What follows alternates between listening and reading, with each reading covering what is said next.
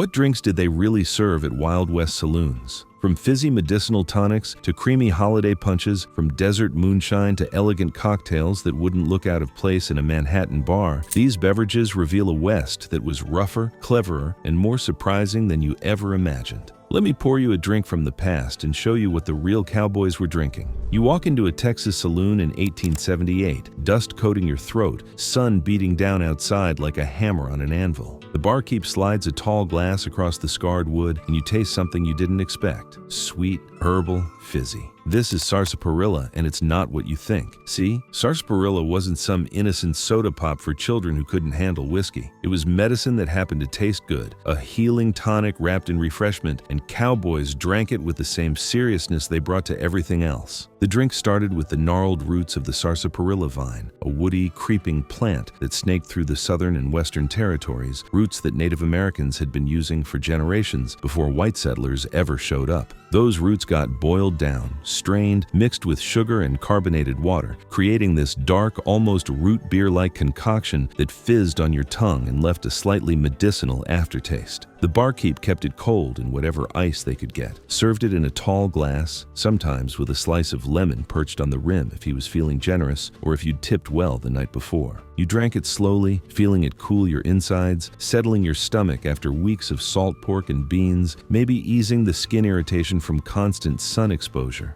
definitely giving you a moment of simple pleasure in a world that offered damn few of those. Sarsaparilla symbolized something important on the frontier. It proved that even in the roughest camps, even in the wildest cattle towns, you could find a moment of sweetness, a pause that tasted like civilization. Today, you crack open a root beer and barely think twice about it. But back then, that glass of sarsaparilla was a small miracle, a reminder that comfort could exist anywhere if you knew where to look. Can you remember the last time a simple drink made you feel that grateful? Now let's talk about something that sounds completely wrong until you understand. The desperation and ingenuity of desert life, cactus wine. The name itself makes you pause, doesn't it? Wine suggests vineyards, rolling hills, European sophistication. But this drink had nothing to do with grapes and everything to do with survival in places where nothing should grow, and yet somehow does. Picture a cowboy riding through Arizona territory, the sun baking everything to the color of bone, and he spots those prickly pear cacti standing defiant against the heat. Those paddle-shaped plants produce fruit, deep red and purple orbs covered in tiny spines that'll stick in your fingers if you're not careful.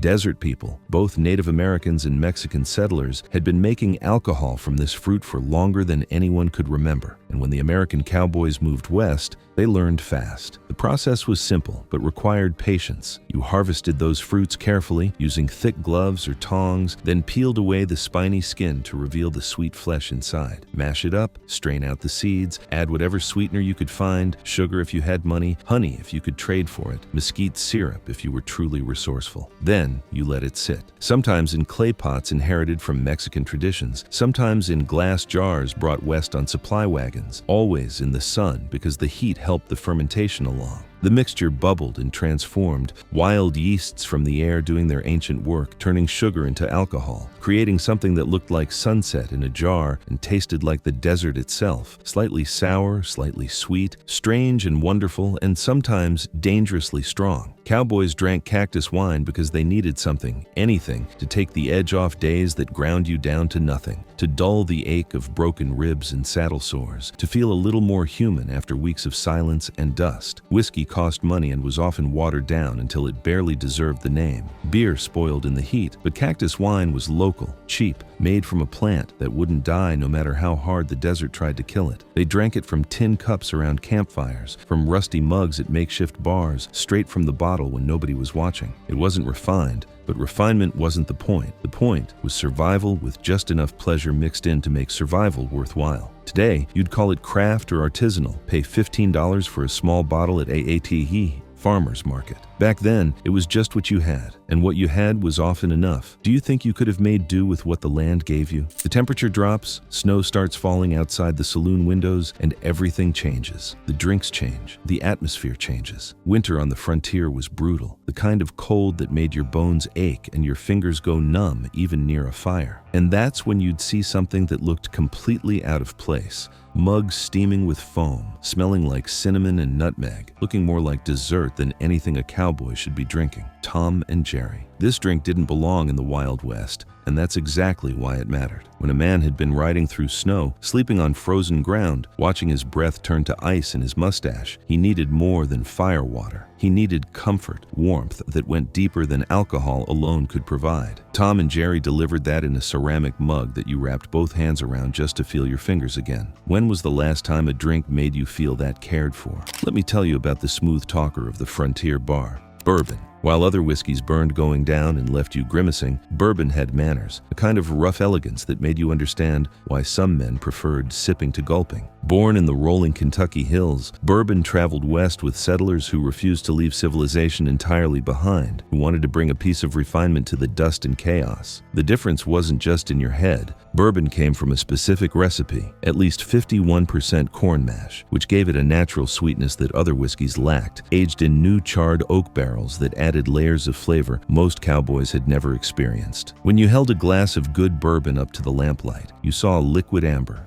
deep and glowing. And when you brought it to your nose, you caught caramel, vanilla, sometimes a hint of smoke from those charred barrels. The first sip rolled across your tongue differently than rot-gut whiskey, smoother, sweeter, with a warmth that built gradually instead of hitting you like a punch. Cowboys who drank bourbon were making a statement, telling everyone at the bar that they had standards, that they could tell the difference between swill and quality, that they'd earned the right to drink something decent. You'd see it after a successful cattle drive, after a big poker win, after any moment when a man wanted to celebrate properly. The barkeep poured it neat, sometimes with a splash of cold water to open up the flavors, never with anything that would mask what you were drinking. In towns from Kansas to Texas, in cattle stops where hundreds of heads changed hands for thousands of dollars, bourbon became the handshake of men who'd made it, who'd survived another season, who were drinking to success rather than drowning in failure. Today, bourbon's everywhere. Craft distilleries on every corner, bottles priced like investments, but you taste it differently when you know what it meant to men who might not live to see another winter. Does your bourbon taste better when you remember what it once symbolized? Summer heat pressing down like a physical weight, dust so thick you could write your name in the air. A cowboy needed relief without losing his edge, needed something that could cool him down while keeping him sharp. Enter a drink that required luck and luxury in equal measure. Whiskey Smash. Not every saloon could offer this, and that's what made it special. You needed fresh mint, which meant someone had a garden patch or access to a supply train. You needed lemons, which came from California or Mexico and cost money. You needed ice, which in summer was like having gold in your cellar. But when all those elements came together, when a barkeep muddled fresh mint leaves with sugar in the bottom of a glass, added lemon juice squeezed from an actual lemon, poured in good whiskey, and packed the whole thing with precious ice, you got something close to magic. The mint hit your nose first, sharp and green and alive, everything the desert wasn't. Then came the cold, shocking after days or weeks of relentless heat. The whiskey provided the backbone. The sour lemon brightened everything. The sugar balanced it all. And suddenly you weren't just drinking. You were experiencing relief so profound it almost hurt. Cowboys savored every sip because they knew this wasn't guaranteed, wasn't something they could count on. Maybe the next town wouldn't have mint. Maybe the ice would run out. Maybe the lemons would spoil before the next delivery. When did you last truly appreciate the ingredients in your drink? Now we shift gears to sophistication, to a drink that announced you'd seen a bigger world than cattle and dust, the Manhattan. In smoky frontier saloons, where most men drank whatever burned least, ordering a Manhattan was like producing a calling card that said you'd been east, you'd seen New York, you understood that cocktails could be art. This drink demanded specific ingredients in specific proportions. Rye whiskey, smooth and spicy, sweet vermouth imported from Europe when you could get it, a careful dash of aromatic bitters, all stirred together with ice if available and strained into a heavy glass. The garnish mattered too, a maraschino cherry sinking slowly through the amber liquid like a tiny sunset. The Manhattan's layers told a story with every sip. First came the rye's assertive spice, then the vermouth's herbal sweetness, finally the bitters adding complexity that kept your tongue interested. It wasn't a drink for gulping, wasn't meant to get you drunk fast or wash dust from your throat. The Manhattan asked you to slow down, to pay attention, to taste what sophistication felt like. Cowboys who ordered Manhattans were usually men with history, former railroad executives, ex-military officers, gamblers who'd worked the Mississippi riverboats before heading west. They drank it between hands of poker, using the time to read other players, to project an image of calm control, to remind everyone at the table that they were more than just another dusty rider. The bartender poured carefully, knowing this customer would notice if the proportions were wrong, would taste immediately if the vermouth had gone bad, or the bitters were stale. It was a slow sipper, a thinking man's drink, something you nursed through long evenings when the goal wasn't oblivion, but rather a pleasant haze that sharpened your wits instead of dulling them. Today, Manhattans are standard in any cocktail bar, but back then, finding a bartender who could make one properly was like finding a piano player who could actually play, a small miracle that reminded you the world was bigger than it seemed. Do you remember the first time you ordered a drink that made you feel sophisticated? Let's talk about community, about drinks that brought people together instead of isolating them in private intoxication. Saloon punch wasn't elegant, wasn't refined, and wasn't meant to impress anyone. It was meant to be shared, ladled out to whoever needed a drink, turning a collection of strangers into something approaching fellowship. Every saloon had its own recipe, built from whatever spirits they had in surplus, whatever fruits or spices the last supply wagon brought, whatever local ingredients could. Stretch the alcohol further and make it more interesting. The basic structure was simple, but endlessly variable. Whiskey or rum formed the base, sometimes both if the barkeep was feeling generous or trying to empty bottles before they went bad. Water diluted it enough that you could drink multiple cups without falling over. Sugar sweetened the mix, cutting the harsh edges of cheap spirits. Citrus juice, when available, added brightness and vitamin C, though nobody called it that at the time. Spices, cinnamon, cloves, nutmeg, whatever could be sourced, made it smell like celebration. And fruit, fresh apples or dried peaches or canned pears, gave you something to chew on, soaked through with alcohol, sweet and potent. The barkeep mixed it all in a large wooden bowl or metal tub, something big enough to serve a crowd, and set it out where everyone could reach. Cowboys lined up, tin cups or wooden mugs in hand, ladled themselves a portion, and found a place to stand or sit. The punch wasn't just about the alcohol or the flavor. It was about the ritual of sharing, the democracy of everyone drinking the same thing, the way conversations started easier when you were all participating in the same communal experience. You drank it after successful cattle drives, during town celebrations, on holidays when nobody wanted to drink alone. It provided hydration along with intoxication, filled your belly when you hadn't eaten properly in days, gave you enough of a buzz to relax without completely losing yourself. Sophistication took many forms on the frontier, and sometimes it arrived in a glass that smelled like black licorice and promised to transport you somewhere far more elegant than a dusty cattle town. The Sazerac. This wasn't a drink you ordered when you just wanted to get drunk. This was a statement, a declaration that you understood cocktails as an art form, that you'd tasted the finer things and refused to forget them just because you were 1,000 miles from New Orleans. The Sazerac demanded precision. You started with a glass, chilled if possible, and rinsed it with absinthe, that green fairy liquor that was legal in some places and banned in others, controversial and intoxicating in ways that went beyond simple alcohol. Just a rinse, coating the inside of the glass with that distinct anise flavor, then dumping out the excess. In another glass, you muddled a sugar cube with a few drops of water and several dashes of Peychaud's bitters, those crimson drops that turned everything pink and added a complexity most cowboys had never experienced. Then came the rye whiskey, sometimes brandy if the drinker preferred, or if whiskey was running low, poured over ice and stirred, not shaken, stirred until it was properly chilled and diluted. You strained this mixture into the absinthe-rinsed glass, expressed a lemon peel over the top to release its oils, then either dropped it in or discarded it depending on the bartender's preference. What you had then was something that smelled like a New Orleans evening, that tasted like several different flavor profiles fighting for dominance before settling into harmony. The first sip hit you with the absinthe's anise flavor, followed immediately by the rye's spice, then the bitter's herbal complexity, all balanced by just enough sugar to keep it from being harsh. Cowboys drank Sazeracs when they wanted to mark an occasion, after a major land deal, before an important meeting, during those rare moments when life felt like it was going according to plan. It was a slow drink, a contemplative drink, something you held while watching a card game or listening to someone tell stories about places you'd never been. Not every saloon could make a proper Sazerac. You needed the right ingredients, which meant connections to supply lines from New Orleans or San Francisco. Can you taste the difference when a drink is made with real intention? Winter comes back around, and with it another drink that shouldn't exist on the frontier, but does because people refuse to let go of tradition entirely. Eggnog. The very idea sounds absurd, doesn't it? Raw eggs and cream in a place where both are precious commodities, mixed with expensive spirits and served as if this were a drawing room in Boston rather than a saloon in Wyoming. But that's exactly why it mattered. Eggnog was a defiant act of comfort, a refusal to let the frontier grind away every memory of gentler times, making it required resources most places didn't have. Fresh eggs, which meant either keeping chickens or having access to a supply train that carried them without breaking half. Fresh cream, or at least fresh milk, which meant dairy cows nearby or ice-packed deliveries from farming settlements. Sugar, which wasn't cheap. Nutmeg or cinnamon. Spices spices that traveled thousands of miles to reach frontier towns, and spirits, whiskey or rum or brandy, the one ingredient that was never in short supply. The process was simple but labor-intensive. Separate the eggs, beat the yolks with sugar until they turned pale and thick, beat the whites until they formed stiff peaks, combine them with milk or cream. Add your chosen spirit generously, because this wasn't a drink for children despite its dessert-like appearance. Then dust the top with freshly grated nutmeg that smelled like every holiday you'd ever celebrated. What you got was rich, almost obscenely rich, coating your mouth and warming your belly, tasting like someone actually cared about your comfort. Cowboys drank eggnog during celebrations, after successful cattle drives that ended before winter set in hard, during Christmas gatherings when homesickness hit hardest. Anytime they needed to be reminded that pleasure still existed.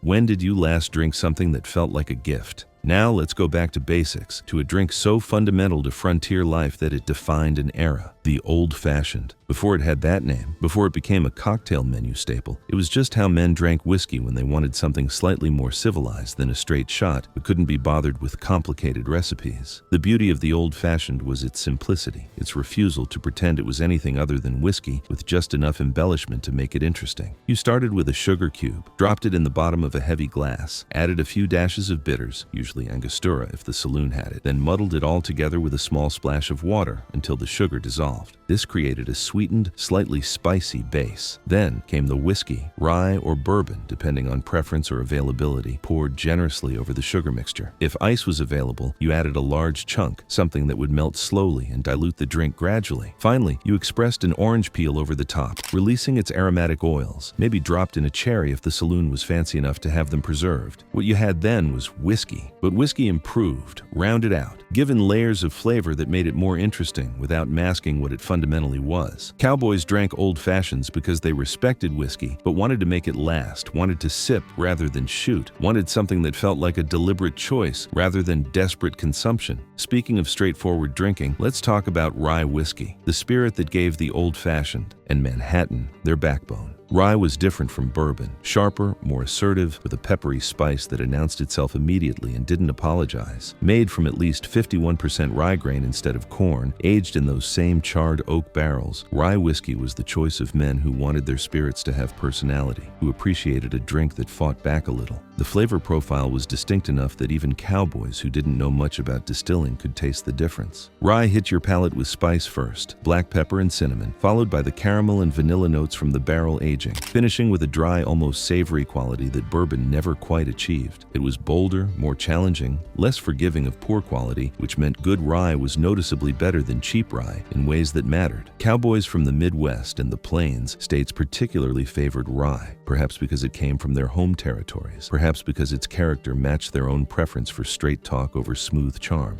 You drank it neat most often, letting it roll across your tongue undiluted, tasting every layer. Some men took it with a splash of water, which opened up the flavors and made it easier to drink slowly. Can you taste the difference between confidence and showmanship?